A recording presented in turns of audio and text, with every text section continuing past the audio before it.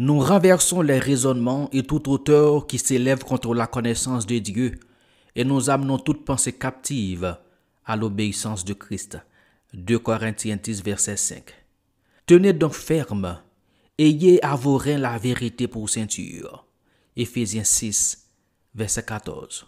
Salut mon ami, c'est votre ami Windel Benjamin Etienne qui vous souhaite la plus cordiale bienvenue à En tête à tête avec Dieu. Nous allons poursuivre avec notre série sur le combat spirituel. Si vous avez raté les 2 premiers épisodes de cette série, nous vous prions d'aller dans la barre de description pour trouver les liens.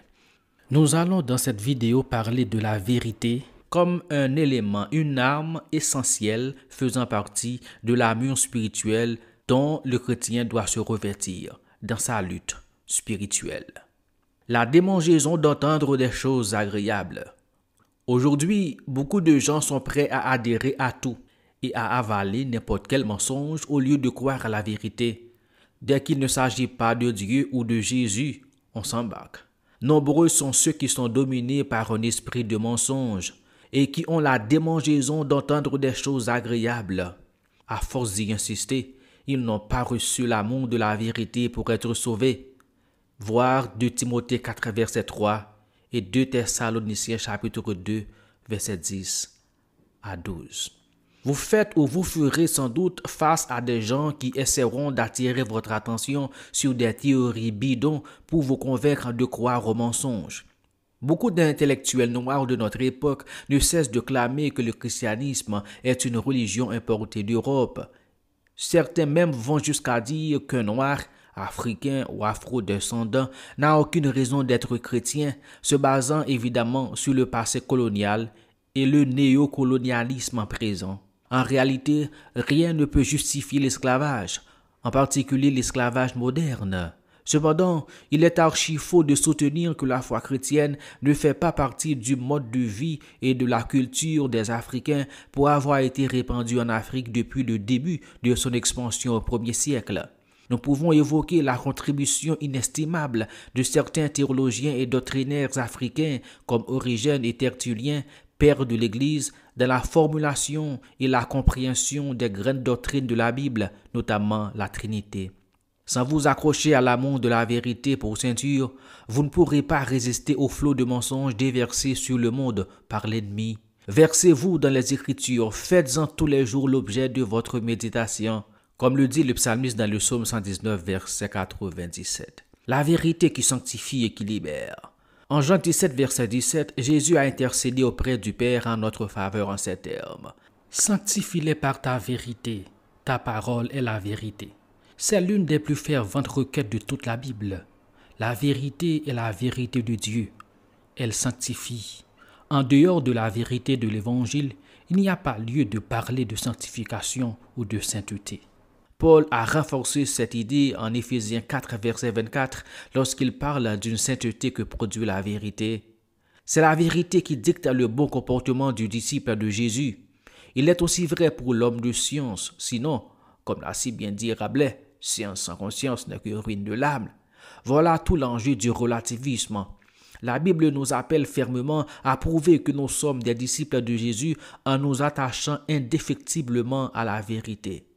Un disciple est quelqu'un qui aime la vérité. Si vous demeurez dans ma parole, vous êtes vraiment mes disciples. Vous connaîtrez la vérité et la vérité vous affranchira. Selon Jésus dans Jean 8, versets 31 et 32. C'est en connaissant la vérité que nous pouvons parvenir à développer la crainte de Dieu. Cette crainte consiste à aimer la vérité qu'il aime et à détester le mensonge qu'il déteste. La crainte de l'Éternel est le commencement de la science ou de la sagesse. Proverbe 1er, verset 7. Heureusement, l'Esprit Saint qui habite en nous nous vient en aide. Quand le Consolateur sera venu, l'Esprit de vérité, il vous conduira dans toute la vérité, a dit Jésus à ses disciples, dans Jean 16, verset 13. Une vision biblique de la vérité. La vérité est absolue. Chaque personne n'a pas sa propre vérité. La vérité n'est pas changeante du jour à l'autre, indépendamment de notre compréhension et croyance. Si la vérité était changeante, la notion de certitude serait une absurdité. Gorgias aurait raison de soutenir la thèse que si toute chose change, vous ne pouvez être sûr de rien, ni rien communiquer. Il faut en réalité beaucoup de foi pour être sûr qu'on ne peut être sûr de rien.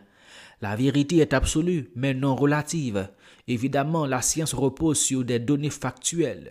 Quelque chose peut être vrai aujourd'hui en fonction des connaissances disponibles et ne pas l'être demain en fonction de nouvelles découvertes. La science est dynamique. Par conséquent, nous devons avoir assez d'humilité pour reconnaître que science n'est pas scientisme. Les humains n'arrivent pas à connaître et à maîtriser toutes les lois qui régissent l'univers.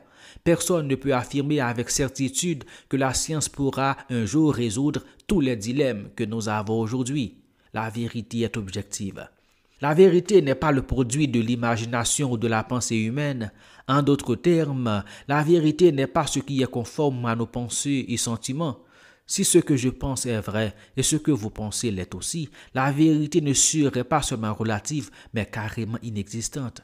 Il est logiquement impossible que chaque personne ait sa vérité. Toute chose ne peut pas être vraie. C'est là où le bas blesse, dans l'existentialisme. Par exemple, imaginez que vous êtes sur le point d'être attaqué par un serpent extrêmement venimeux. Dans votre pensée, vous vous dites que même si vous êtes mordu, rien ne vous arrivera. C'est votre petite vérité. Malheureusement pour vous, vous êtes mordu et les conséquences sont évidentes. La vérité est qu'un serpent venimeux est capable d'injecter son venin dans le corps d'une personne jusqu'à causer sa mort si elle n'est pas soignée en toute urgence, indépendamment de vos opinions. Dans ce contexte, toute violation d'une loi physique engendre des conséquences. Nos pensées et nos sentiments ne produisent pas la vérité. La vérité est extérieure à nous. Elle est objective, mais non subjective. La vérité est dépendante de Dieu. La vérité est révélée par Dieu à l'être humain à travers la Bible et la création, de sources non contradictoires. Elle reflète la pensée de Dieu. Tout ce qu'on peut connaître comme vérité est indiqué par Dieu selon sa volonté. La vérité est fondée sur lui. Ainsi, dans sa dimension universelle, la vérité est applicable à toutes les cultures. Puisqu'elle vient d'un Dieu rationnel, elle est aussi raisonnable et rationnelle. Par conséquent, on peut effectivement connaître la vérité. À Francis Schaeffer de soutenir. Nous pouvons connaître la vérité vraiment, mais pas exhaustivement. Fin de citation. Dans ce contexte, le nihilisme et le postmodernisme trébuchent en pensant qu'on ne peut être sûr de rien. D'où vient cette certitude alors? La vérité n'est pas indépendante de Dieu. La vérité est exclusive. La vérité est en accord avec l'Esprit de Dieu. Tout ce qui n'est pas en accord avec l'Esprit de Dieu est faux, car il est le Père de la vérité. George Nice souligne: toute vérité, s'il s'agit réellement de vérité, est vérité de Dieu où elle se trouve. Fin de citation. Toute vérité vient de l'Esprit de Dieu. La vérité est éternelle. Toute chose vraie a déjà pensé par Dieu lui-même. Il ne revient pas à l'être humain de décider souverainement ce qui est vrai ou pas. La vérité est durable, éternelle, absolue, mais non évolutive. La vérité est conforme avec la réalité. Mais quelle réalité? Pour Thalès, c'était l'eau, tandis que pour Héraclite, la réalité était changeante, toute chose étant en changement permanent. Socrate, quant à lui, a préféré le déni en disant qu'il ne sait rien du tout. Platon, par contre, croyait qu'on pouvait découvrir la vérité par expérience mystique, d'où son allégorie de la caverne. La réalité est ce qui est révélé à partir de l'étude des deux sources, la Bible et la nature créée, lesquelles révèlent la réalité ultime, Dieu. À ce titre, Albert Greene a raison de dire: les faits sans valeur ou dénués de sens ne sont pas la vérité, aussi scientifiques qu'ils puissent nous paraître. Fin de citation. Dans ce contexte, du point de vue scientifique ou empirique, nous devons nous poser la question: est-ce que telle proposition aux vérités est conforme à la réalité? Donc, la perspective chrétienne de la vérité va à l'opposé de la perspective ontologique du monisme. Dieu et la nature sont deux réalités. Dans cette veine, Dao Meyer nous présente un éclairage saisissant sur la vérité en rapport à l'intellect. L'intellect de Dieu est aussi inextricablement lié à sa vérité. Voir Psaume 31, verset 5, Jean 14, verset 6. Dieu a établi le fonctionnement de la vérité dans trois secteurs reliés à l'intellect: D'abord, logiquement. La vérité de Dieu possède une cohérence interne. Elle est vraie par rapport à elle-même. Elle est raisonnable. En second lieu, empiriquement, la vérité est évidente. On peut la démontrer et elle est conforme à la réalité. Troisièmement, moralement, la vérité de Dieu est conforme à la façon dont les choses doivent être. Fin de citation. La vérité est une personne.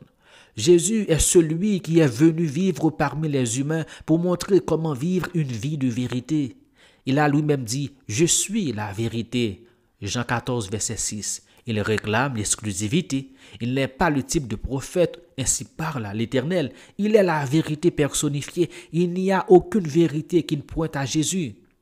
En plus d'être la vérité, Jésus a vécu dans la vérité. Sa vie de vérité lui a permis de tenir tête au roi, au gouverneur et à tous les légalistes juifs.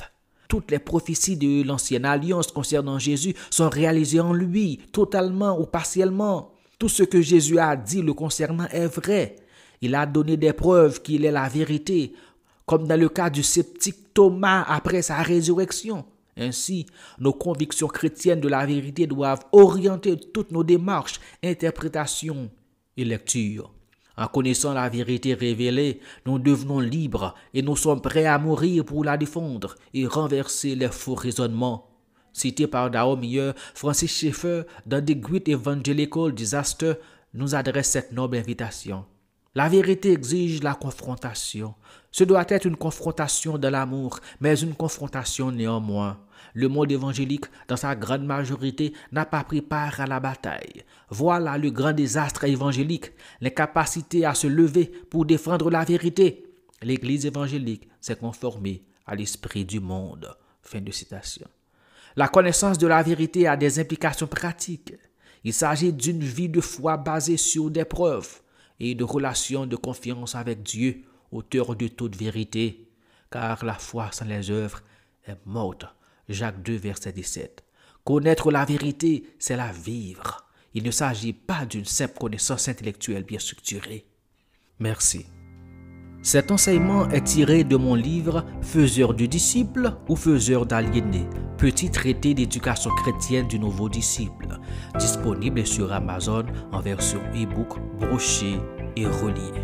Pour vous le procurer, vous trouverez le lien